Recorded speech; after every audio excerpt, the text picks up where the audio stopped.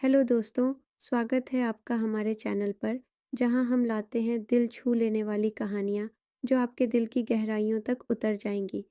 आज की कहानी सिर्फ एक कहानी नहीं, बल्कि एक ऐसा एहसास है जिसे हम सभी ने कभी न कभी महसूस किया होगा। प्यार, विश्वास और रिश्तों की परीक्षा।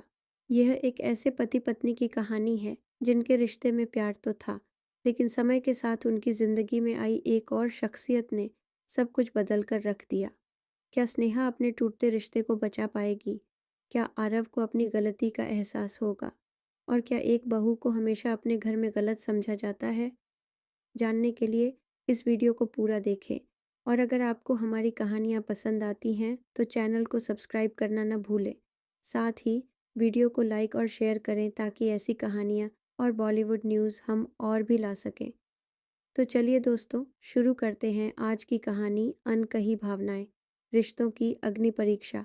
ये कहानी आरव और स्नेहा की है। एक शादीशुदा जोड़ा जो सालों से साथ रह रहा है, लेकिन उनके बीच प्यार और समझदारी की कमी है। स्नेहा बहुत इमोशनल और सेंसिटिव है, उसे छोटी छोटी चीज़ों की परवाह रहती है, लेकिन आरव उसकी फीलिंग्स को नहीं समझता। ये कहानी दर्शाती है कि कैसे रिश्ते में संवाद और समझदारी ज़रूरी होती है, और जब इन्हें अनदेखा किया जाता है तो प्यार फीका पड़ने लगता है। स्नेहा एक सेंसिटिव और केयरिंग वाइफ जो अपने पति से प्यार और अटेंशन चाहती है।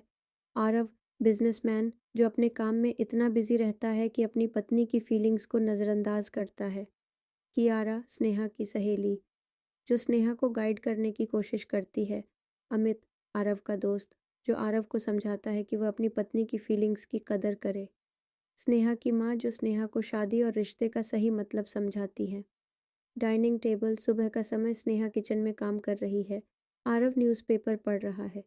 स्नेहा प्यार से उसकी कॉफ़ी बनाकर देती है, लेकिन आरव बिना देखे ही पीने लगता है।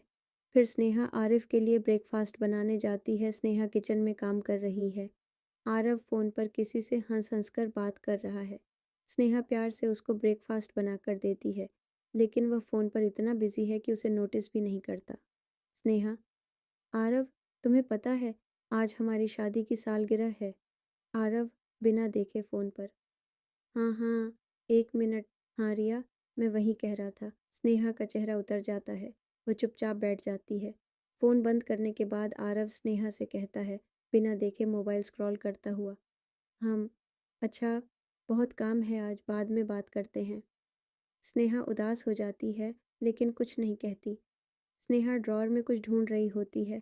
तभी उसे आरव और रिया की कुछ तस्वीरें मिलती हैं, किसी बिजनेस ट्रिप की, जहां वो बहुत करीब लग रहे हैं। स्नेहा सोचती है, ये लड़की कौन है? और आरव ने मुझे कभी नहीं बताया कि वह उसके साथ ट्रिप पर गया था। स्नेहा तस्वीरें लेकर बैठ जाती है, उसकी आंखों में आंसू आ जाते हैं। तभी डोरबेल बजती है। स्नेहा दरवाज़ा खोलती है और सामने रिया खड़ी होती है। रिया मुस्कुराकर, हाय स्नेहा, मैं आरव के साथ एक प्रोजेक्ट पर काम कर रही थी, सोचा मिल लूं। स्नेहा ज़बरदस्ती मुस्कुराती है और अंदर आने देती है। आरव आता है और रिया से बातें करने लगता है। स्नेहा को इग्नोर करता है। स्नेहा मन में सोचते हुए, क्या ये लड़की सिर्फ ऑफिस की कलीग है या कुछ और? रिया के जाने के बाद स्नेहा और आरव आमने सामने बैठते हैं। स्नेहा, आरव, ये लड़की कौन है? आरव, रिया मेरी दोस्त है, इसमें इतना परेशान होने की क्या बात है? स्नेहा, दोस्त? लेकिन तुम उससे ज़्यादा बातें करते हो और मुझसे नहीं। क्या तुम उसे मुझसे ज़्यादा पसंद करने लगे हो? आरव गुस्से से, स्नेहा, तुम हर बात का ड्रामा क्यों बना देती हो? स्नेहा आंखों में आंसू ली, ड्रामा? मैं सिर्फ ये जानना चाहती हूँ कि हमारे रिश्ते में अब मैं अकेली क्यों महसूस करती हूँ। स्नेहा और उसकी सहेली क्यारा को फ़ोन करके कैफ़े में बुलाती है। एक क्यारा, स्नेहा तुम्हें क्या हुआ? आज इतनी चुप क्यों हो? स्नेहा नम आंखों से, क्या तुम्हें लगता है कि किसी रिश्ते में सिर्फ एक ही इंसान को फीलिंग्स की परवाह करनी चाहिए और दूसरा उसे हमेशा धोखा देता रहे? क्यारा, बिल्कुल नहीं, प्यार और रिश्ते दोनों तरफ से निभाए जाते हैं। स्नेहा, लेकिन आरव को मेरी कोई फीलिंग समझ ही नहीं आती। मैं उसे खुश करने की इतनी कोशिश करती हूँ, लेकिन उसे शायद कोई फ़र्क ही नहीं पड़ता। कियारा, तुमने उससे बात करने की कोशिश की? स्नेहा, कई बार। स्नेहा, कई बार, लेकिन हर बार वही जवाब, अभी काम में बिज़ी हूँ। स्नेहा अपनी माँ से मिलने जाती है, माँ उसे समझाती हैं, माँ, बेटा, कभी-कभी हमें खुद को समझाना पड़ता है। अगर आरव नहीं समझ रहा तो उसे समझाने की कोशिश करो, लेकिन खुद को मत खो। स्नेहा, सोचते हुए, शायद मैं खुद को ही भूल चुकी हूँ। अब मुझे कुछ करना होगा। ऑफिस में आरव अपने दोस्त अमित से बात करता है। अमित, यार, कब तक यूं ही काम में लगे रहोगे? घर गृहस्थी पर भी ध्यान दो। आरव, अमित, मुझे ये सब बातें बकवास लगती हैं। मुझे अपनी वाइफ से बहुत प्यार है, लेकिन बार बार इमोशनल बातें करने का टाइम नहीं है मेरे पास। अमित, यही तो प्रॉब्लम है आरव। तुम्हारी वाइफ इमोशनल है, उसे अटेंशन चाहिए। प्यार जताना भी तो ज़रूरी है। आरव, सोचते हुए, शायद तुम सही कह रहे हो, लेकिन मुझे समझ नहीं आता कि मैं क्या करूं। अमित, क्या तुम्हें सच में लगता है कि रिया तुम्हारी लाइफ पार्टनर हो सकती है? आरव, मुझे नहीं पता, लेकिन मैं स्नेहा से प्यार करता हूँ। अमित, अगर प्यार करता है तो जताता क्यों नहीं? तुम स्नेहा को खो दोगे और फिर पछताओगे। आरव पहली बार सोचता है कि उसने स्नेहा के साथ गलत किया है।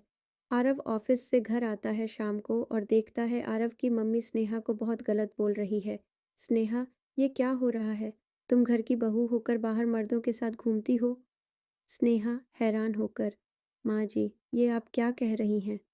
सविता, मुझे सब पता चल गया है।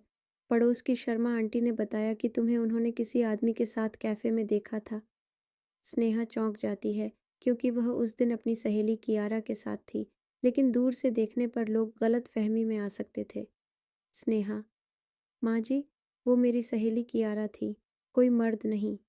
सविता, हमें बेवकूफ़ मत बनाओ। पहले से ही मेरा बेटा तुम्हारी वजह से परेशान है और अब तुम और बदनाम कर रही हो। आरव चुपचाप यह सब सुनता है, लेकिन कुछ नहीं कहता। स्नेहा अपने कमरे में बैठी रो रही होती है, तभी उसकी सहेली कियारा का कॉल आता है। कियारा, तू ठीक है? स्नेहा, स्नेहा आंखें पोंछते हुए, नहीं, अब हिम्मत नहीं बची। माँ जी मुझ पर गलत इल्ज़ाम लगा रही हैं और आरव, वह कुछ कहता भी नहीं। कियारा, अगर तेरे पति को तुझ पर भरोसा नहीं है, तो क्या इस रिश्ते का कोई मतलब है? स्नेहा, सोचते हुए, शायद अब कुछ बदलने का वक्त आ गया है। आरव अपने माता पिता के साथ बैठा है। सविता देवी बार बार स्नेहा के बारे में शिकायत कर रही हैं। सविता, देखो बेटा, हम तो कहते हैं कि बहू को सबक सिखा दो। ऐसे घर की इज्जत खराब करने वाली औरत को मत रहने दो यहाँ। विजयनाथ, हाँ बेटा, माँ की बात मान लो। एक बार चरित्र पर दाग लग जाए तो मिटता नहीं। आरव असमंजस में है। वह अपनी माँ को नाराज़ नहीं करना चाहता, लेकिन स्नेहा के बिना खुद को अधूरा भी महसूस करता है। जब आरव कमरे में आया तो स्नेहा बैग पैक कर रही होती है। तभी आरव कहता है, स्नेहा से पूछता है, तुम बैग्स क्यों पैक कर रही हो? स्नेहा बताती है, तुम्हें तो मुझसे प्यार नहीं है और अब तुम्हारी मम्मी जी भी मुझ पर गलत इल्ज़ाम लगा रही हैं। स्नेहा अपने बैग्स लेकर जा रही होती है। तभी स्नेहा की सास सविता गुस्से से, कहाँ जा रही हो? अब मायके भागोगी? स्नेहा आंखों में आंसू लिए, नहीं माँ जी, मैं खुद के लिए जा रही हूँ। स्नेहा घर छोड़ देती है। आरव उसे रोकने की कोशिश नहीं करता। स्नेहा के जाने के बाद घर में सन्नाटा छा जाता है। आरव अब हर छोटी बात पर चिड़चिड़ा हो गया है। उसे स्नेहा की कमी महसूस होती है। सविता, अब तू परेशान क्यों है? अच्छी बात है कि वो चली गई। आरव, माँ, अगर स्नेहा इतनी ही बुरी थी, तो मुझे क्यों ऐसा लग रहा है कि मैंने उसे खोकर अपनी ज़िंदगी की सबसे बड़ी गलती कर दी? आरव अपने दोस्त अमित से मिलने जाता है, जो उसे समझाता है कि रिश्तों को संभालने में वक्त लगता है और उसे स्नेहा से माफ़ी मांगनी चाहिए। आरव स्नेहा से मिलने जाता है, लेकिन वह उसे इग्नोर कर देती है। आरव, मुझे एहसास हुआ कि मैं गलत था। स्नेहा रुकते हुए, क्या सच में, या सिर्फ इसलिए क्योंकि अब मैं तुम्हें छोड़कर आ गई हूँ? आरव रोते हुए, नहीं स्नेहा, मुझे तुमसे प्यार है।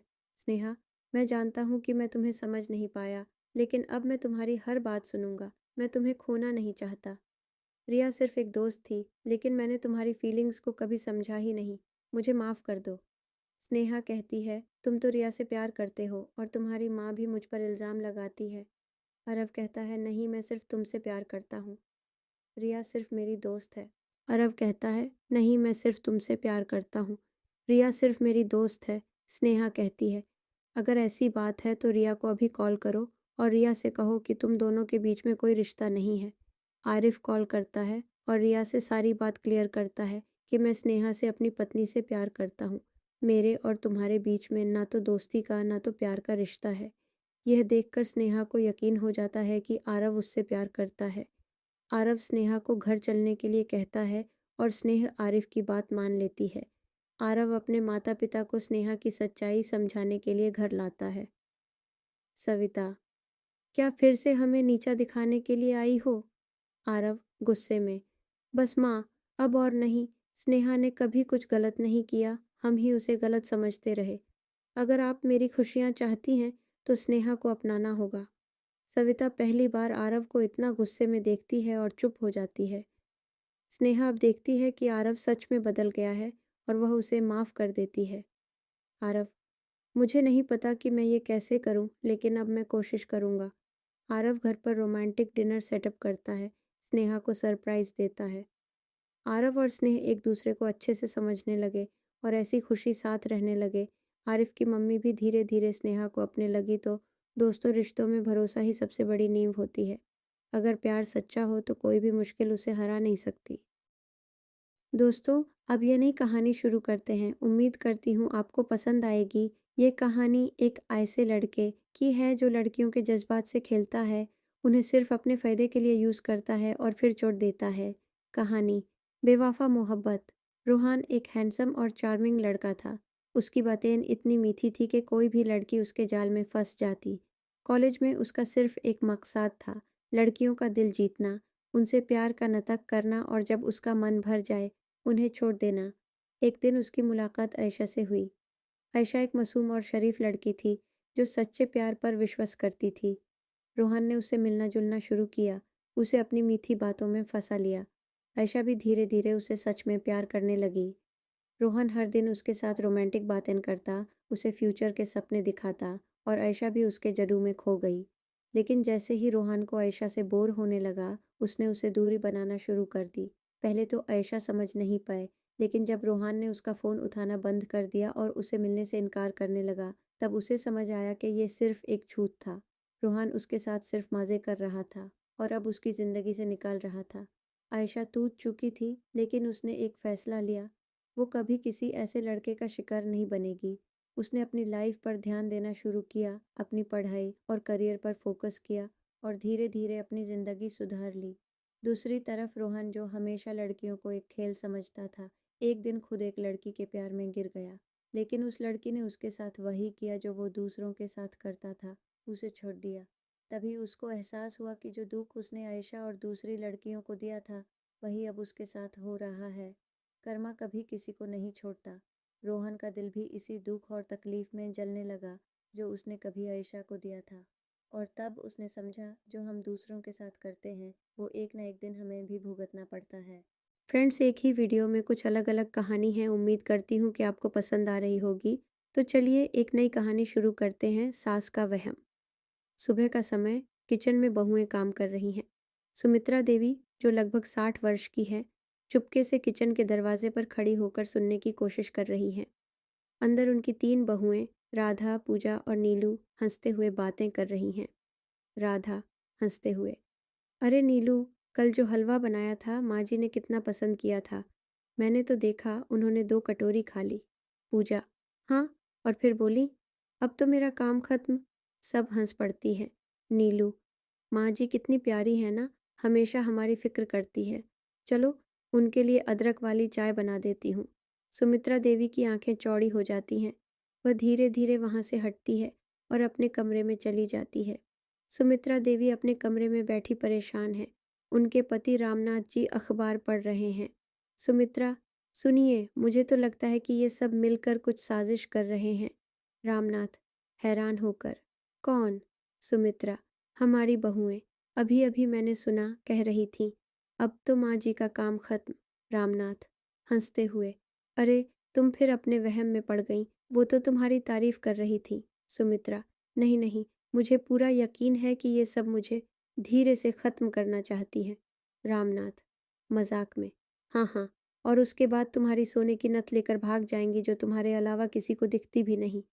सुमित्रा गंभीर होकर, हंसी मत उड़ाओ, मुझे सच में डर लगता है। तभी दरवाजे पर दस्तक होती है।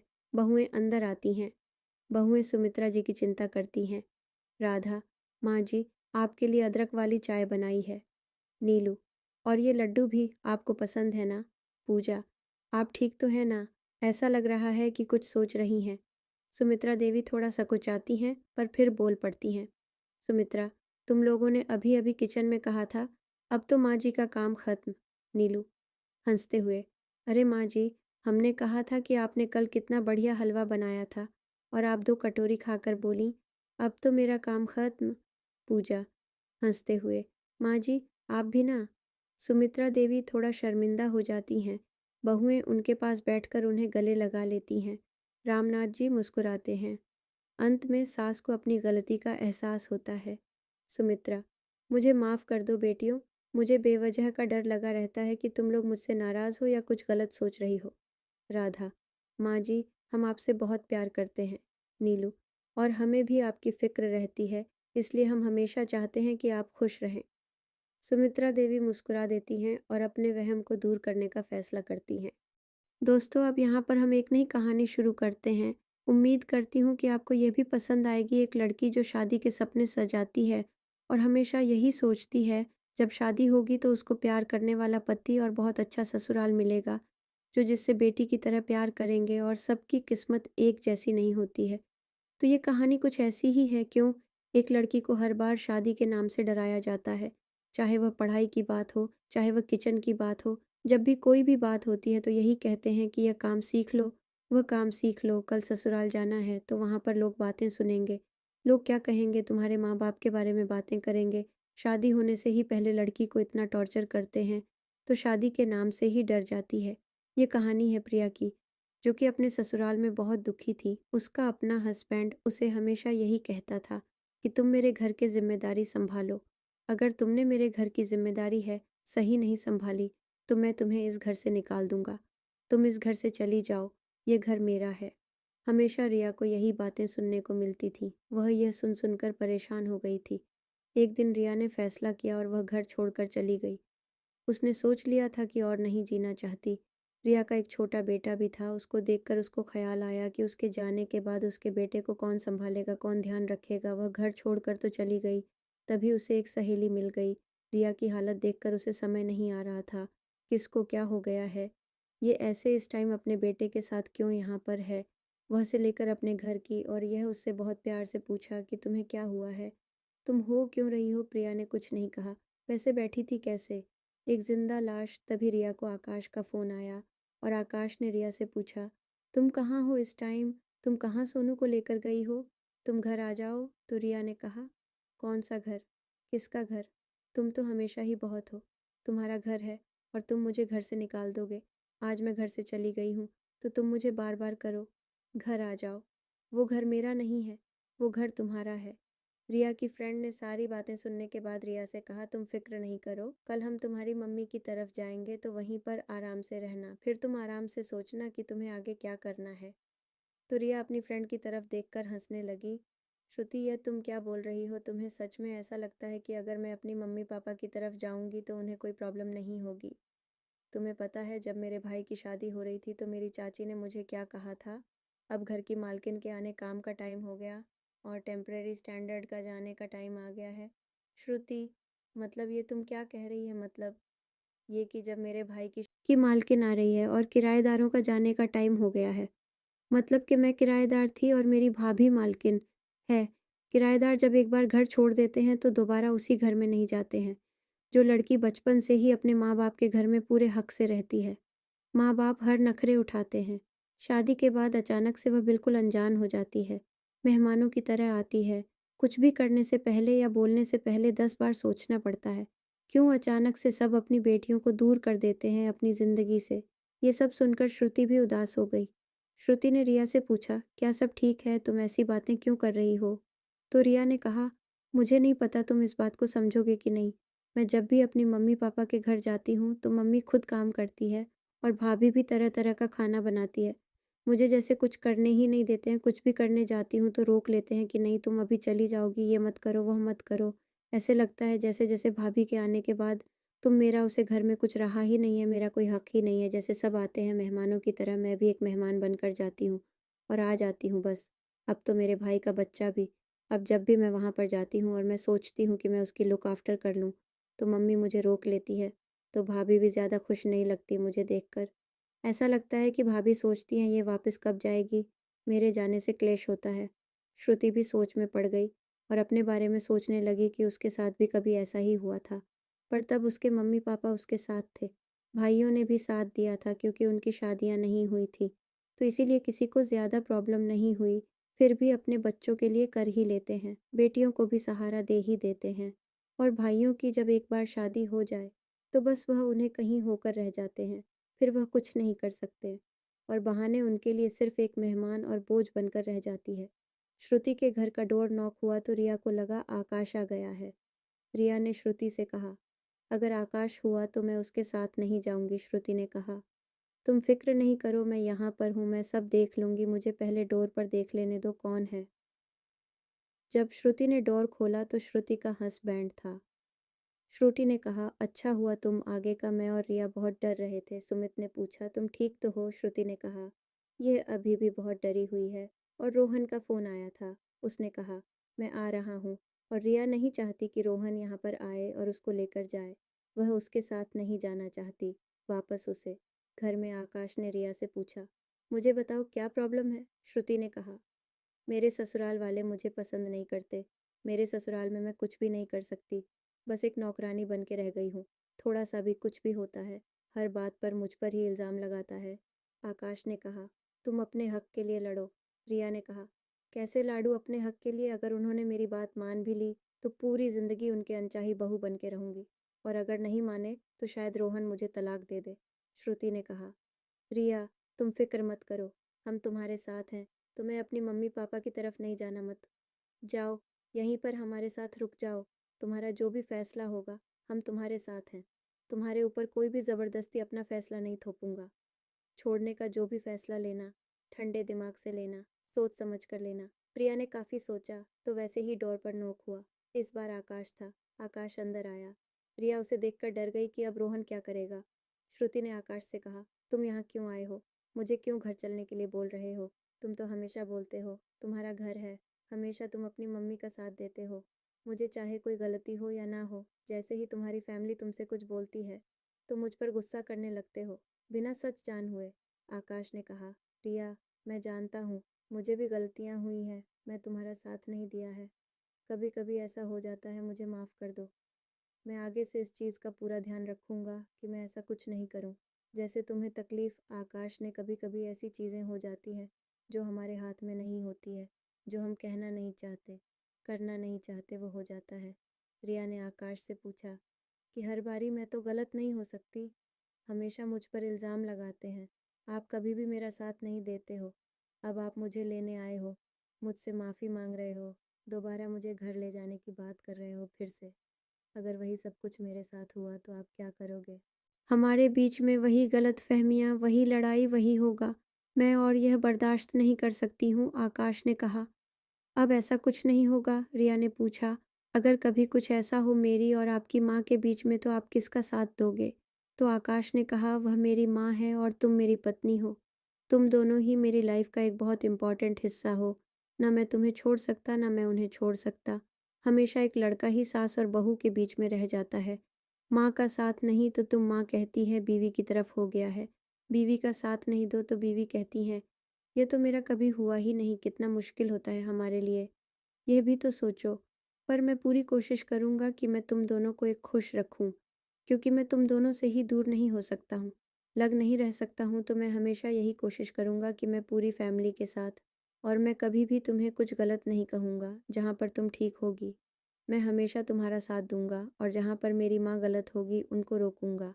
हमेशा सिम में यही सुनता आया हूँ कि माँ भगवान होती है, यहाँ पर भगवान खुद नहीं पहुँच सकता, इसलिए उन्होंने माँ को हर घर में भेजा है। शायद इसलिए भी मैं उनकी सारी गलतियों को नज़रअंदाज करता रहा, पर अब ऐसा नहीं होगा। मेरा यकीन करो, जितनी मेरी माँ मेरे लिए इम्पोर्टेंट है, अब तुम भी मेरे लिए उतनी इम्पोर्टेंट हो। मैं हर एक दुख सुख में तुम्हारे साथ खड़ा रहूँगा, तुम्हें कभी भी अकेला नहीं छोड़ूंगा। ये मेरा वादा है तुमसे, आकाश ने कहा। मैं समझता हूँ मेरी भी बहाने हैं। एक लड़की अपना घर पर सब छोड़कर आती है, सिर्फ अपने पति के भरोसे पर, जो वही उसे सही न समझे, हर बातों से गलत है। हर बात पर उसकी बेइज्जती करें तो उसे कैसा लगेगा? आकाश ने श्रुति का हाथ पकड़ के अपने बेटे को लेकर कहा, अब हम चलते हैं, वह तुम्हारा घर है। तो दोस्तों, हम इस कहानी से यही सीखने को मिलता है कि कभी भी एक वाइफ को अपने हस्बैंड को अपनी वाइफ की बेइज्जती नहीं करनी चाहिए। एक दूसरे पर यकीन करना चाहिए। सब छोड़ देते हैं, पर एक हस्बैंड एंड वाइफ एक दूसरे का साथ कभी नहीं छोड़ते। अगर आप हमेशा उसके साथ एक ईमानदार रिश्ता निभाओ, तो नहीं तो गलतफहमियों की वजह से सब कुछ खत्म हो जाता है। कुछ लोग लकी होते हैं जो वापस अपने रिश्ते को बना लेते हैं, और कुछ लोग हमेशा के लिए रिश्ता को देते हैं। दोस्तों, यहाँ पर हम बात करेंगे एक माँ और बेटी के रिश्ते के बारे में। यह कहानी ऐसी है जो दिल को छू लेने वाली है, और मैं रिक्वेस्ट करती हूँ हर एक माँ और बेटी से, प्लीज़ जहाँ पर भी रहे, जहाँ पर भी हो, जैसा आपका रिश्ता है प्यार भरा, उसे हमेशा वैसे ही रखें, कभी उसको बदलने ना दें। किसी की वजह से माँ और बेटी हमेशा एक साथ बैठे थे। माँ का बेटी के बगैर दिल नहीं लगता था। वह काम पर जाती थी, ये कहीं पर भी जैसे वापस आती थी। दोनों बैठे थे, बातें करते थे। बेटी के लिए शादी का रिश्ता आया है, लड़का अच्छा था, परिवार अच्छा था। तो माँ बाप ने शादी के लिए हाँ कर दी के बाद भी माँ बेटी का वैसे ही रिश्ता रहा। एक दूसरे से मिलते रहे। एक दिन भी एक बेटी माँ के घर नहीं जाती थी तो मन हमेशा फ़ोन करके बुलाती थी, आज मैं अकेली हूँ, साथ में मिलकर चाय पिएंगे। बेटी जितना भी मन से मिलती थी, फिर भी माँ को कमी महसूस होती थी। आज मेरी बेटी नहीं आई, उसे फ़ोन करती थी, तू कहाँ रहेगी, आज क्यों नहीं है, तू तो मेरे पास ही रहती है। आ जाओ बेटी, के बच्चों के बगैर तो कुछ सोच ही नहीं सकती थी। हमेशा बच्चों से मिलना, हमेशा उनका ध्यान रखना, उनके आगे पीछे घूमना। बेटी को लगता ही नहीं था कि मैं कभी माँ से दूर हुई हूँ। शादी के बाद, बच्चों के बाद भी, अपनी फैमिली होने के बावजूद भी हमेशा माँ से मिलते रहना, आते जाते रहना। कभी एहसास ही नहीं हुआ कि शादी होने के बाद भी मैं दूर चली गई हूँ। कुछ टाइम के बाद सब कुछ बदल गया। मैं अपने आप को बेगाना समझने लगी। माँ के घर जाती भी थी तो ऐसा लगता ही नहीं था कि माँ के घर आई हूँ। भाई और भाभी के घर बच्चा हुआ, माँ के घर रहने आ गए।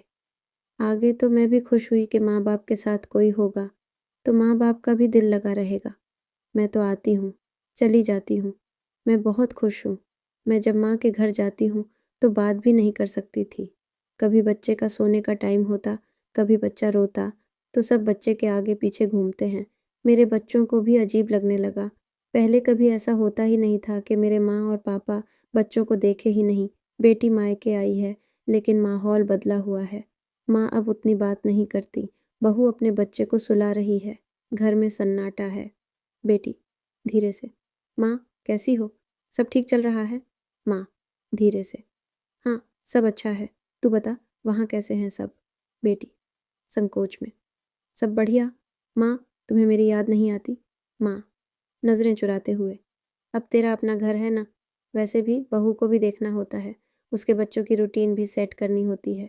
बेटी को अजीब लगता है, घर अब अपना नहीं लगता। रात का समय, बेटी डाइनिंग टेबल पर। बेटी डर डर कर जल्दी जल्दी खाना खा रही है, बार बार घड़ी देख रही है। बहू के बच्चे का सोने का समय हो गया है। माँ धीरे खा बेटा। बेटी हल्की हंसी, माँ जल्दी खा रही हूँ ताकि बच्चे डिस्टर्ब ना हो। माँ अब बेटी को रोकती भी नहीं। बेटी खुद को पराई महसूस करने लगी है। वह धीरे से उठती है, माँ को गले लगाती है, लेकिन माँ का ध्यान कहीं और है। बेटी चुपचाप दरवाजे की ओर बढ़ जाती है। बेटी घर के बाहर गाड़ी में बैठते हुए, अंदर माँ बहू के साथ हंस रही है। बेटी मायके से लौट रही है, उसकी आंखें नम हैं। वह सोचती है कि कभी यह घर उसका था, पर अब बस एक मेहमान की तरह आना जाना रह गया है। वह भी अगर माँ बुला ले तो बेटी मन में, रिश्ते वाकई बदल जाते हैं। कार धीरे धीरे दूर चली जाती है। घर की खिड़कियों से रोशनी बाहर आ रही है, लेकिन बेटी के दिल में अंधेरा छा गया है। तो दोस्तों, कभी भी अपने रिश्तों को बदलने मत दीजिए। बेटी ससुराल चली जाती है, आपके घर में बहू आ जाती है, तो शुरू ही नहीं कि हर बहू को ससुराल में प्यार मिले जैसे आप अपनी बहू को बेटियों की तरह समझते हैं। ज़रूरी नहीं है हर कोई आपकी बेटी को भी वैसे ही प्यार दे। बहू के माँ बाप बना उनको अपनी बेटी बनाना बहुत अच्छी बात है, पर अपने बच्चों को छोड़ देना बिल्कुल ठीक नहीं है। दोस्तों, रिश्ते भी बड़े अजीब से होते हैं। कुछ लोग बहू को बेटी मानते हैं और धीरे-धीरे अपनी बेटी को ही भूल जाते हैं। खुशबू हुए कोशिश करती है कि अपने सास-ससुर को ही माँ-बाप की तरह प्यार और इज़्ज़त दे, पर कभी वो होता है और कभी नहीं होता। लाइफ में इज़्ज़त और प्यार बहुत ज़रूरी है। अगर एक छत के नीचे रहे और सब एक-दूसरे से प्यार से रहे, तो उससे अच्छी कोई बात हो ही नहीं सकती।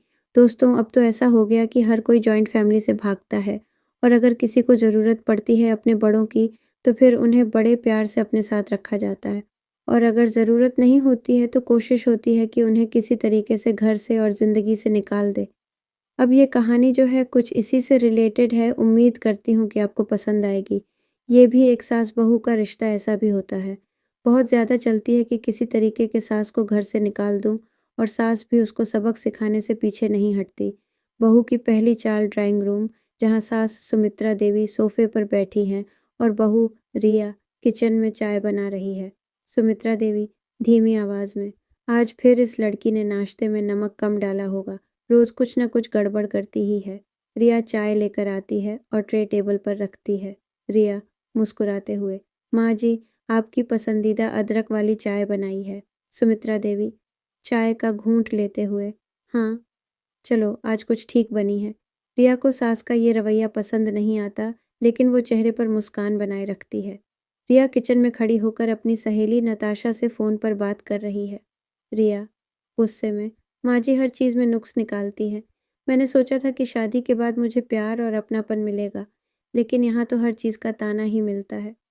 अब मुझे कोई ऐसा तरीका निकालना होगा जिससे माँ जी खुद ही इस घर से चली जाए। नताशा रिया को कोई चालाकी भरी सलाह देती है, जिसे सुनकर रिया मुस्कुरा देती है। रिया चुपके से कमरे में घुसती है और अलमारी में रखे गहनों के कुछ डिब्बे इधर-उधर कर देती है। फिर वह सारा सामान इधर-उधर करके बाहर आ जाती है। अगली सुबह सुमित्रा देवी जब अलमारी खोलती हैं तो गहनों के डिब्बे इधर-उधर होते हैं। सुमित्रा देवी चौंकते हुए, अरे! मेरे गहनों का ये हाल कैसे हुआ? वह तुरंत पूरे घर में शोर मचाने लगती है। सभी लोग इकट्ठा हो जाते हैं। रिया बनावटी चिंता दिखाते हुए, माँ जी, आपको ऐसा क्यों लग रहा है? क्या कुछ चोरी हो गया है? सुमित्रा देवी शक भरी नज़रों से, मुझे पूरा यकीन है कि घर में कोई अपना ही ऐसा कर रहा है। रिया मन ही मन मुस्कुराती है। उसका पहला वार कामयाब हो चुका है। सुमित्रा देवी अभी भी परेशान बैठी हैं। बहू रिया उनके पास आकर बैठती है। रिया, माँ जी, आपको कोई शक है किसने किया होगा? सुमित्रा देवी सोचते हुए, नहीं, लेकिन यह कोई बाहरी आदमी तो कर नहीं सकता। रिया जानबूझकर घर की नौकरानी मीना पर शक जताती है। रिया, माँ जी, हो सकता है मीना ने किया हो। वह कल भी आपकी अलमारी के पास दिखी थी। सुमित्रा देवी का शक और बढ़ जाता है। सुमित्रा देवी और रिया मीना के कमरे में जाती हैं और सारा सामान टटोलने लगती हैं। अचानक एक गहनों का डिब्बा मीना की अलमारी से गिर जाता है। सुमित्रा देवी गुस्से में, मीना, ये क्या है? मीना हैरान होकर, मैं कसम खाती हूँ मैंने कुछ नहीं किया। रिया मन ही मन मुस्कुराती है। उसकी योजना पूरी तरह सफल हो रही थी। परिवार के सभी लोग हॉल में इकट्ठा हो जाते हैं। सुमित्रा देवी मीना को गुस्सा करती है, सुमित्रा देवी, तुमने मेरी सेवा का ये सिला दिया। तुम्हें इस घर में अब एक पल भी नहीं रहना चाहिए। मीना रोते हुए घर छोड़कर चली जाती है। रिया की चाल का पहला पड़ाव पूरा हो जाता है। रिया नताशा को फ़ोन करके अपनी जीत का जश्न मना रही होती है। रिया हंसते हुए, एक तीर से दो निशाने, माँ जी को तनाव दे दिया और मीना को घर से निकाल दिया। अब अगला कदम उठाने का वक्त आ गया है। सास का जवाबी वार सुमित्रा देवी अपने कमरे में बैठकर सोच रही होती है। सुमित्रा देवी अब मीना के जाने के बाद सोच में पड़ गई हैं। उन्हें कुछ अजीब लग रहा है। सुमित्रा देवी, मीना इतने सालों से मेरे साथ थी, उसने कभी चोरी नहीं की। अचानक ऐसा कैसे हो सकता है? वो यह तय करती हैं कि मामले की तह तक जाएंगी। रिया और नताशा हंस रहे होते हैं। रिया नताशा से मिलती है और अगली योजना बनाती है। रिया, अगला कदम ये होगा कि माँ जी को मानसिक रूप से इतना परेशान किया जाए कि वो खुद ही घर छोड़कर चली जाएं। वो घर में कुछ अजीब घटनाएं करने की योजना बनाती है ताकि सुमित्रा देवी को लगे कि घर में कुछ गड़बड़ है। सुमित्रा देवी रात को अपने कमरे में सो रही हैं, तभी अलमारी का दरवाज़ा अपने आप खुल जाता है। रिया ने पहले से एक डोरी बांध रखी थी जिसे वह खींच देती है। सुमित्रा देवी डर कर, ये क्या हो रहा है? वो उठकर देखती हैं लेकिन कोई नहीं होता। रिया छुपकर मुस्कुरा रही होती है। अगली सुबह सुमित्रा देवी अपनी बहू के हाव-भाव को गौर से देखने लगती हैं और उन्हें शक होने लगता है। वो ठान लेती हैं कि अब वो चुप नहीं बैठेंगी। सुमित्रा देवी सोच में डूबी हुई हैं। वो जानती हैं कि कुछ गड़बड़ है, लेकिन उनके पास कोई ठोस सबूत नहीं है। वो अपनी पुरानी सहेली सरिता जी को फ़ोन करती हैं और अपनी समस्या बताती हैं। सरिता, बहन, मैं कहती हूँ कि तुम चुप मत बैठो। अगर तुम्हें शक है तो उसे साबित भी करो। सुमित्रा देवी को सरिता की बात समझ में आती है और वो रिया की हरकतों पर नज़र रखने का फैसला करती हैं। रिया किचन में दूध में कुछ मिलाते हुए दिखती है, तभी सुमित्रा देवी अचानक वहाँ आ जाती हैं। सुमित्रा देवी चौंक कर, रिया तुम क्या कर रही हो? रिया घबराते हुए, माँ जी कुछ नहीं, बस चाय बनाने आई थी। सुमित्रा देवी को शक हो जाता है, लेकिन वे चुप रहती हैं। वो धीरे से चुपके से उस दूध को एक गिलास में निकाल कर रख लेती हैं। सुमित्रा देवी परिवार के सभी लोगों को बुलाती हैं और कहती हैं कि वे सबको एक सच दिखाना चाहती हैं। वे दूध का गिलास निकाल कर लाती हैं और सबको दिखाती हैं। सुमित्रा देवी गंभीर स्वर में, यह दूध जहरीला हो सकता है, इसे मैंने खुद बचा कर रखा था। सभी चौंक जाते हैं और रिया डर के मारे हड़बड़ा जाती है। रिया, माँ जी, आप मुझ पर शक कर रही हैं? सुमित्रा देवी तीखे स्वर में, शक नहीं, यकीन हो गया है कि तुम ही इस घर में गड़बड़ कर रही हो। अब सच खुद ही सामने आ जाएगा। सुमित्रा देवी दूध को टेस्ट के लिए भेजने की धमकी देती हैं। रिया के चेहरे पर हवाइयाँ उड़ने लगती हैं। सुमित्रा देवी ने पूरे परिवार को इकट्ठा किया है। रिया की बेचैनी बढ़ती जा रही है। सुमित्रा देवी, यह दूध मैंने कल रात बचा कर रखा था और इसे टेस्ट के लिए भेजूंगी। अगर इसमें कुछ गड़बड़ निकली तो सच सामने आ जाएगा। रिया की सास की इस घोषणा से सब चौंक जाते हैं। रिया को अब कुछ समझ नहीं आ रहा कि वो क्या करे। रिया अपनी सहेली नताशा से मिलने जाती है। रिया गुस्से में, माँ जी को कैसे भी इस घर से निकालना था, लेकिन अब वो उल्टा मुझ पर शक करने लगी हैं। नताशा, तुम्हें कोई नई चाल चलनी होगी जिससे सबका ध्यान हट जाए। रिया कुछ सोचती है और फिर एक नई साजिश के बारे में नताशा से चर्चा करती है। रिया अचानक सबके सामने रोने लगती है और एक नई कहानी बनाकर सबको भावनात्मक रूप से प्रभावित करने की कोशिश करती है। रिया, माँ जी को मुझसे हमेशा दिक्कत रहती है। मैं तो बस इस घर की बहू बनकर सबका भला चाहती हूँ, लेकिन माँ जी हमेशा मुझ पर शक करती हैं। परिवार के कुछ लोग रिया की तरफ सहानुभूति से देखने लगते हैं, लेकिन सुमित्रा देवी को उसकी बातों पर भरोसा नहीं होता। सुमित्रा देवी अकेले में बैठकर सोच रही होती हैं। सुमित्रा देवी, यह लड़की बहुत चालाक है, लेकिन मैं हार नहीं मानूंगी। मुझे इसकी सच्चाई सबके सामने लानी होगी। वो एक नई योजना बनाती है जिससे रिया की असलियत सामने आ जाए। सास की आखिरी चाल सुमित्रा देवी रात के अंधेरे में अपने पुराने दोस्त वकील मिस्टर शर्मा को फ़ोन करती हैं। सुमित्रा देवी, शर्मा जी, मुझे आपकी मदद चाहिए। मैं चाहती हूँ कि आप मेरी प्रॉपर्टी के कागजात तैयार करें, लेकिन इस बार सब कुछ मेरे नाम से निकाल दें। वकील सुमित्रा देवी की बात मान लेते हैं और अगले दिन डॉक्यूमेंट तैयार करने का वादा करते हैं। सुमित्रा देवी के चेहरे पर एक दृढ़ निश्चय झलकता है। सुबह का समय, सुमित्रा देवी परिवार के सभी लोगों को बुलाती हैं। सुमित्रा देवी गंभीर स्वर में, मैंने फैसला कर लिया है कि अपनी सारी संपत्ति का बंटवारा कर दूंगी। जो मेरे साथ है उसे मैं अपना सब कुछ दे दूंगी। रिया चौंक जाती है। उसकी आंखों में चिंता झलकती है, लेकिन वह खुद को संयत रखती है। रिया मुस्कुराकर, माँ जी, ये तो बहुत अच्छी बात है। परिवार में सबको उनका हक मिलना चाहिए। सुमित्रा देवी अपने वकील के साथ बैठकर और कागज़ों पर साइन करती हैं। वकील, आप निश्चिंत रहिए। अब ये डॉक्यूमेंट पूरी तरह सुरक्षित है। सुमित्रा देवी मुस्कुराती हैं और मन ही मन सोचती हैं कि अब रिया का असली चेहरा जल्द ही सामने आएगा। रिया गुस्से में, अगर माँ जी ने अपनी सब कुछ किसी और को दे दिया तो मेरी सारी मेहनत बेकार चली जाएगी। मुझे कुछ करना होगा। नताशा, तो बस उन्हें मजबूर करो कि वो घर छोड़ दें। रिया की आंखों में एक नई चाल की झलक दिखाई देती है। रिया कमरे में दबे पांव आती है और अलमारी खोलने की कोशिश करती है जहां सुमित्रा देवी ने अपनी वसीयत रखी हुई है, लेकिन तभी लाइट ऑन हो जाती है। सुमित्रा देवी दरवाजे पर खड़ी होती हैं। सुमित्रा देवी, गुस्से से रिया को कहती है, चोरी करने आई हो? रिया घबरा कर, माँ जी, मैं तो बस कुछ ढूंढ रही थी।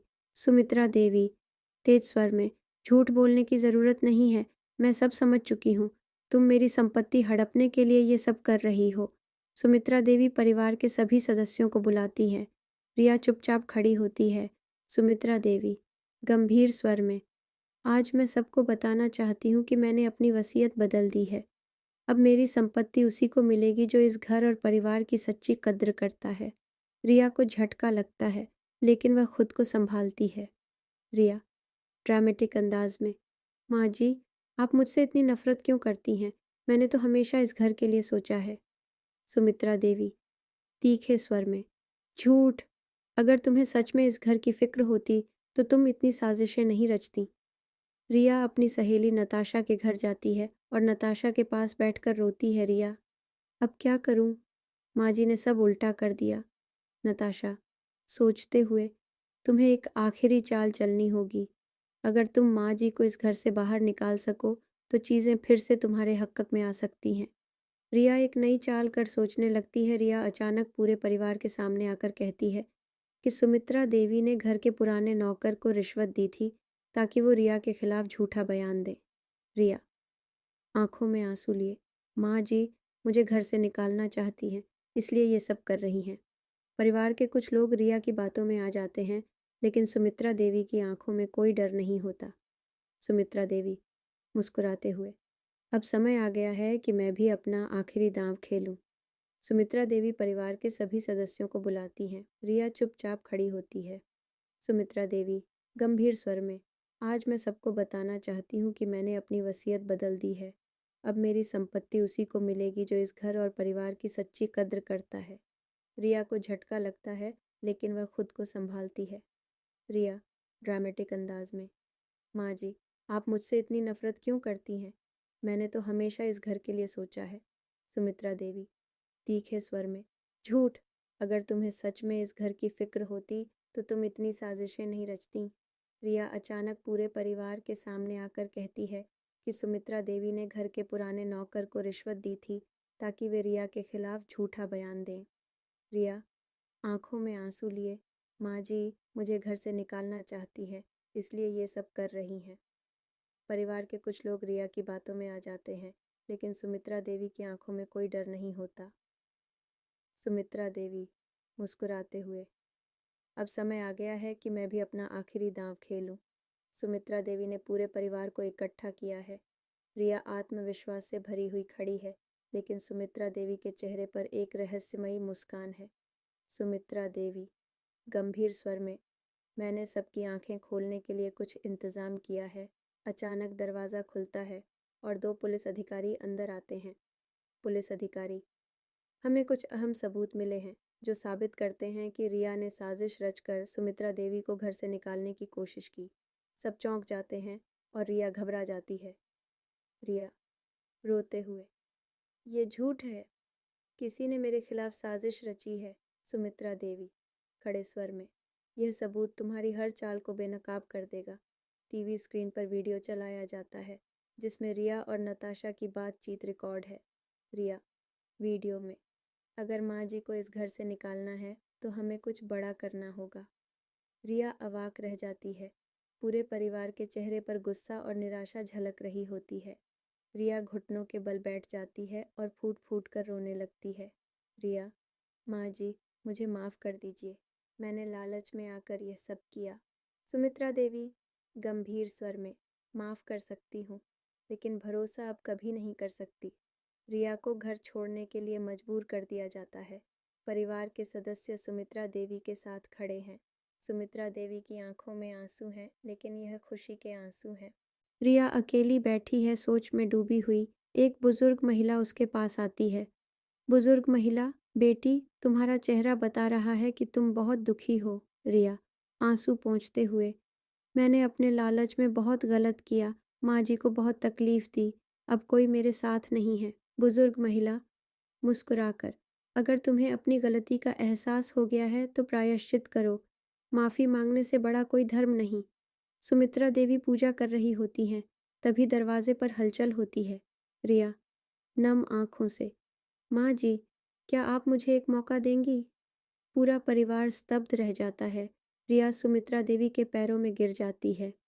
रिया, मैंने बहुत गलत किया, लेकिन मैं अपने किए का प्रायश्चित करना चाहती हूँ। मुझे सज़ा दीजिए, लेकिन मुझे खुद को सुधारने का मौका दीजिए।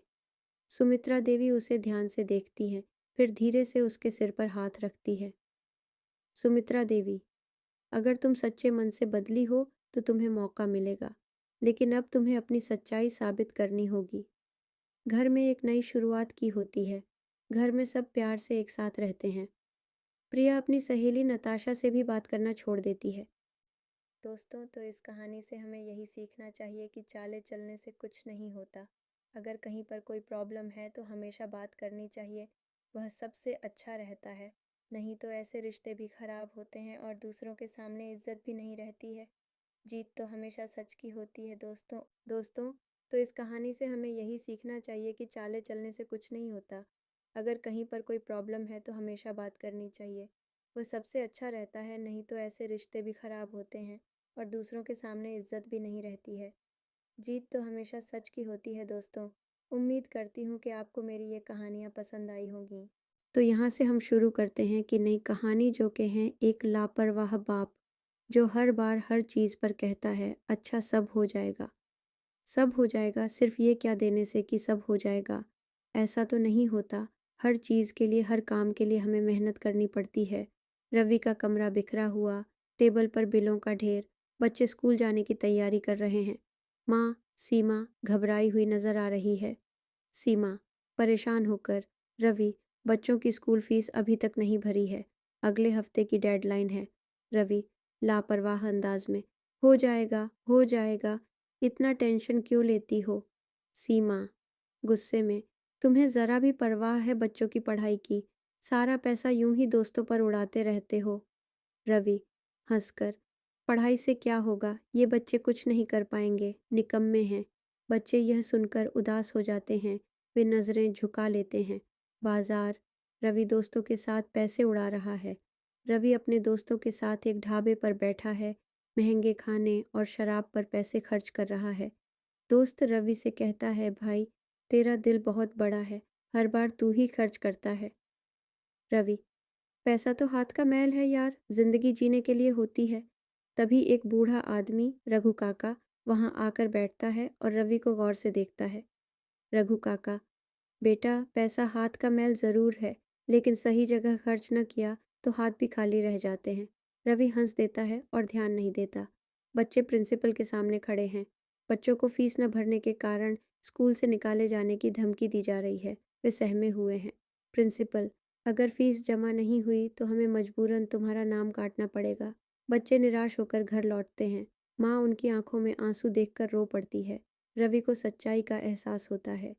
रवि घर लौटता है और बच्चों को रोते हुए देखता है। सीमा उसे सख्ती से देखती है। सीमा, अब बोलो, ये बच्चे निकम्मे हैं?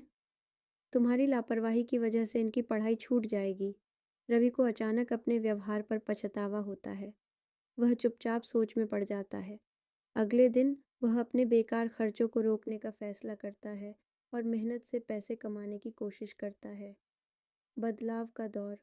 रवि मेहनत से काम करने लगता है, अपना खर्च कम करता है और धीरे धीरे बच्चों की पढ़ाई के लिए पैसे जुटाने लगता है। वह बच्चों को प्रोत्साहित करने लगता है। रवि बच्चों से माफ़ी मांगता है, मुझे माफ़ कर दो बेटा, मैं गलत था। तुम निकम्मे नहीं हो, बल्कि मेरी सबसे बड़ी पूंजी हो। बच्चे खुशी से पिता को गले लगा लेते हैं। परिवार में फिर से खुशियाँ लौट आती हैं। रवि की सोच बदल जाती है और वो अपने बच्चों को अच्छा भविष्य देने के लिए मेहनत करने का संकल्प लेता है। रवि अपनी मेहनत से पैसे जुटाने के लिए एक छोटे से काम से शुरुआत करता है। वह देर रात तक काम करता है, लेकिन घर की जिम्मेदारी भी निभाता है। सीमा थक कर, रवि, तुमने कभी सोचा है कि हमारी जिंदगी किस दिशा में जा रही है? रवि उदास होकर, मैंने कभी तुम्हें पूरी तरह से समझा नहीं, लेकिन अब मुझे एहसास हो गया है। मुझे यकीन है कि मैं बच्चों का भविष्य बेहतर बना सकता हूँ। बस मुझे एक मौका दो। सीमा चुपचाप सिर झुका देती है। उसकी आंखों में एक हल्की सी उम्मीद है। रवि के बेटे को स्कूल में एक महत्वपूर्ण परीक्षा देनी होती है। लेकिन फीस न भरने के कारण उसे अस्थायी रूप से स्कूल से निकाल दिया गया है। बेटा गहरे तनाव में है और सोचता है कि क्या वह कभी सफल हो पाएगा। रवि का बेटा आयुष स्कूल में एक महत्वपूर्ण परीक्षा दे रहा है, लेकिन फीस न भरने के कारण उसे अस्थायी रूप से स्कूल से निकाल दिया गया है। बेटा गहरे तनाव में है और सोचता है कि क्या वह कभी सफल हो पाएगा। बेटा अपनी माँ से, माँ, क्या हम कभी कुछ कर पाएंगे? मैंने कोशिश की, लेकिन अब मुझे लगता है कि मुझे कहीं नहीं जाना है। सीमा, उसकी आंखों में आंसू, बेटा तुम कुछ भी कर सकते हो, तुम्हें यकीन रखना होगा। रवि सुनता है और धीरे धीरे कमरे में दाखिल होता है। वह आयुष के पास जाता है। रवि धीरे से, आयुष, मुझे माफ़ कर दो। मैंने तुम्हारी ज़िंदगी को साइडलाइन किया है। अब मैं तुम्हारी मदद करूँगा। हमें एक साथ लड़ना होगा। आयुष के चेहरे पर हल्की सी मुस्कान आती है। सीन 8। रवि का कठोर संघर्ष।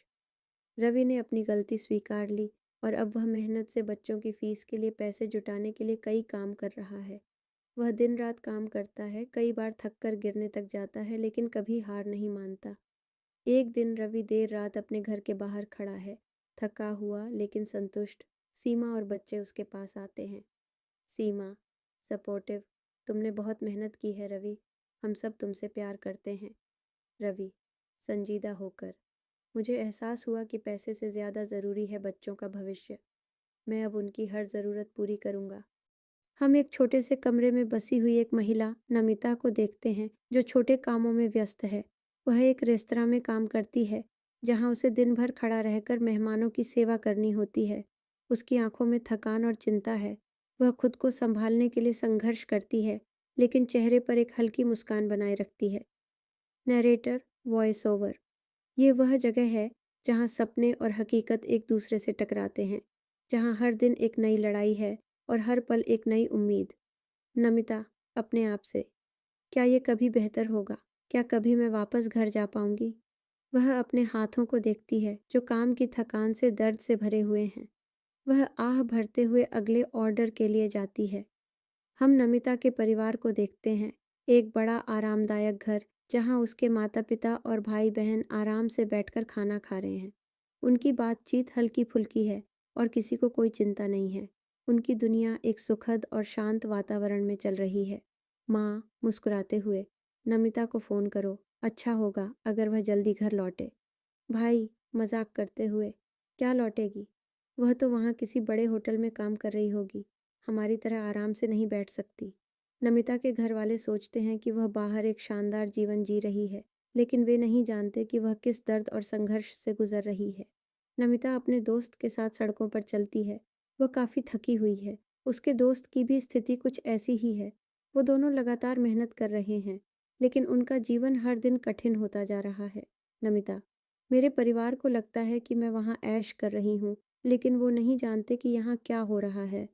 दोस्त सिर झुकाए, हाँ, ये सच्चाई है। उन्हें लगता है कि हम सिर्फ मज़े कर रहे हैं, पर हम दिन रात की मेहनत से खुद को खड़ा रखते हैं। नमिता के परिवार को एक संदेश मिलता है कि वह जल्द ही घर लौटने वाली है। वे खुशी से किचन में उसे लेकर पकवान बना रहे हैं, लेकिन घर वाले यह नहीं जानते कि वह किस दर्द और संघर्ष से गुजर रही है। पिता गुस्से में, क्या तुमने सोचा है कि वह वहाँ क्या कर रही है? वह वहाँ सिर्फ नौकरी नहीं कर रही, बल्कि जीवन की सबसे कठिन लड़ाई लड़ रही है। माँ धीरे से, क्या हम कभी उसकी परेशानियों को समझ पाएंगे? नमिता घर लौटने का निर्णय लेती है। उसके चेहरे पर मिश्रित भावनाएं हैं, खुशी भी है, लेकिन एक दुख भी। घर लौटते समय उसे अपने संघर्षों की याद आती है, लेकिन साथ ही ये भी महसूस होता है कि यह सब अनुभव उसे मजबूती देगा। Narrator voice over. कभी कभी हमें संघर्षों का सामना करना पड़ता है, ताकि हम अपने घर वापस लौट सकें और वह सब कुछ समझ सकें जो हम पहले नहीं समझ पाए थे। नमिता अपने कमरे में बैठी है। वह फ़ोन पर अपने परिवार से बात करती है, लेकिन अंदर से वह टूट चुकी है। हर रोज़ की थकान, लोगों के साथ नाइंसाफ़ी और लगातार संघर्ष ने उसे मानसिक रूप से कमज़ोर कर दिया है। वह रोते हुए खुद से कहती है, नमिता, धीरे से, क्यों मैं यहाँ हूँ? क्या मैंने सही किया? क्या मैं कभी वापस घर लौट पाऊँगी? लेकिन तभी वह खुद को संजीवनी देती है। वह खड़ी होती है और फिर से अपने काम पर जाती है। कड़ी मेहनत करते हुए खुद को याद दिलाती है कि उसने अपने परिवार के लिए यह कदम उठाया है। Narrator, voice over. कभी कभी जब हम टूटते हैं तो वही टूटना हमें फिर से संजीवित करता है। वह हमें हमारी ताकत का एहसास दिलाता है। क्षणमिता के घर में एक विशेष दिन होता है। परिवार के सदस्य बैठकर उसके बारे में बात कर रहे होते हैं। उनकी चिंता और दुआएं बढ़ जाती हैं, लेकिन वे अभी भी यह नहीं समझ पा रहे कि बाहर जो हो रहा है वह कितना मुश्किल है। माँ मूल भावनाओं से भरकर, अगर उसे वापस बुला लिया होता तो शायद वह इतनी मुश्किलों का सामना नहीं करती। लेकिन अब हमें यह समझना होगा कि वह जो भी कर रही है वह खुद की ताकत से कर रही है। पिता चिंतित, हमने उसे क्यों जाने दिया? क्या हम उसे कभी उसके संघर्षों का सही मूल्य दे पाए हैं? नमिता अपने कुछ दोस्तों के साथ पार्क में बैठी है। वह अपने संघर्षों के बारे में खुलकर बात करती है और कैसे वह अब घर वापस लौटने के बारे में सोच रही है। नमिता का दोस्त, तुम्हें हमसे ज़्यादा संघर्ष करना पड़ा है नमिता। तुमने जो कुछ भी किया है वह काबिले तारीफ है। कभी कभी हमें घर से दूर रहकर खुद को साबित करना पड़ता है। नमिता का दूसरा दोस्त, तुमने सही किया जो तुमने हिम्मत नहीं हारी। लेकिन अब अगर घर वापस लौटना चाहती हो तो हमें खुशी है।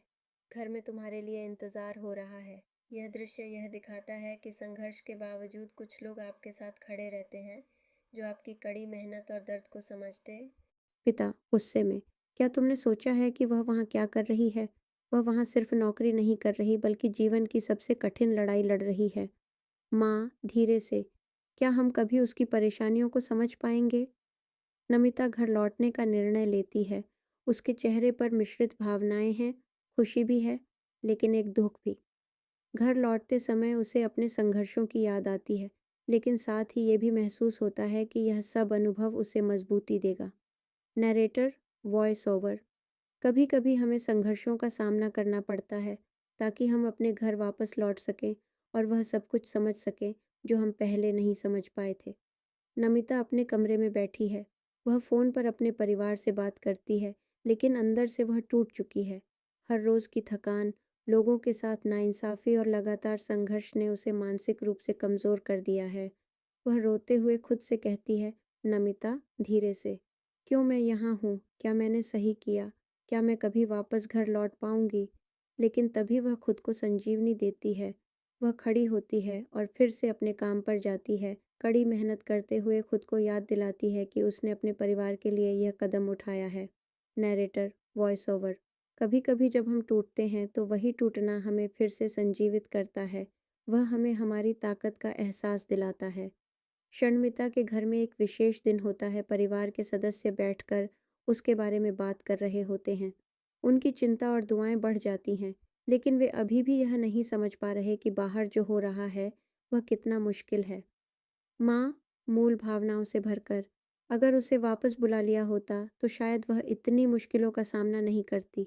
लेकिन अब हमें यह समझना होगा कि वह जो भी कर रही है वह खुद की ताकत से कर रही है। पिता चिंतित, हमने उसे क्यों जाने दिया? क्या हम उसे कभी उसके संघर्षों का सही मूल्य दे पाए हैं? नमिता अपने कुछ दोस्तों के साथ पार्क में बैठी है। वह अपने संघर्षों के बारे में खुलकर बात करती है और कैसे वह अब घर वापस लौटने के बारे में सोच रही है। नमिता का दोस्त, तुम्हें हमसे ज़्यादा संघर्ष करना पड़ा है नमिता। तुमने जो कुछ भी किया है वह काबिले तारीफ है। कभी कभी हमें घर से दूर रहकर खुद को साबित करना पड़ता है। नमिता का दूसरा दोस्त, तुमने सही किया जो तुमने हिम्मत नहीं हारी। लेकिन अब अगर घर वापस लौटना चाहती हो तो हमें खुशी है। घर में तुम्हारे लिए इंतज़ार हो रहा है। यह दृश्य ये दिखाता है कि संघर्ष के बावजूद कुछ लोग आपके साथ खड़े रहते हैं, जो आपकी कड़ी मेहनत और दर्द को समझते हैं। नमिता अपने घर लौटने के दौरान ट्रेन में बैठी है। उसकी आंखों में चिंता और उम्मीद का मिला जुला भाव है। वह सोचती है कि घर लौटने के बाद उसका जीवन किस दिशा में जाएगा। क्या उसे वह आराम मिलेगा जो वह चाहती है? क्या परिवार उसे समझेगा? नमिता सोचती हुई, क्या वो मेरी मेहनत को पहचान पाएंगे? क्या वे मुझे एक अलग नज़रिए से देखेंगे? क्या घर लौटने से सब ठीक हो जाएगा? यह दृश्य न केवल मानसिक संघर्ष को दिखाता है, बल्कि ये भी दर्शाता है कि घर लौटने के बाद उसके मन में कितनी उलझनें होंगी, जो उसे किसी भी निर्णय लेने से पहले सोचने पर मजबूर करती हैं। नमिता घर लौट आती है, लेकिन घर में एक हलचल मच जाती है। उसका स्वागत पहले जैसा नहीं होता। बल्कि उसे उसके परिवार द्वारा सवालों का सामना करना पड़ता है। वे उसकी स्थिति समझने की बजाय सिर्फ आलोचना करते हैं। माँ, नाराज़गी में, हमने हमेशा तुम्हारे लिए अच्छा चाहा था, लेकिन तुमने हमें छोड़ दिया। अब क्या सोचकर वापस आ गई हो? परिवार के सदस्य धीरे धीरे नमिता के संघर्ष को समझने लगते हैं। वे उसकी पीड़ा, उसकी मेहनत और उसके निर्णयों को महसूस करते हैं। एक इमोशनल पल होता है जब परिवार के सदस्य उसे गले लगाते हैं और उसका स्वागत करते हैं, लेकिन इस बार बिना किसी सवाल या आलोचना के। पिता, आंखों में आंसू, हमने तुम्हारा संघर्ष कभी समझा ही नहीं। अब हमें एहसास हुआ है कि तुम कितनी बड़ी लड़ाई लड़ रही थी। हम तुमसे बहुत प्यार करते हैं और अब हम तुम्हारे संघर्ष को सराहते हैं।